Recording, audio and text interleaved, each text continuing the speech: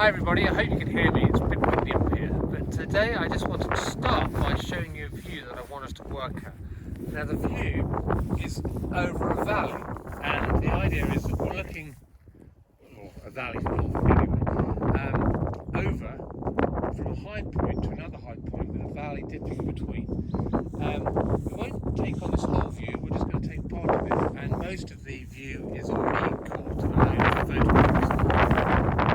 Also in the studio I've got a picture of this, or not this view, but a view similar to this by Edward Seago, and that is my inspiration for this. So although we're looking at this view now, and I'll show you some photographs of it, the colouring, which is really important, will come from a picture as other inspiration, and I want to keep the winter theme going.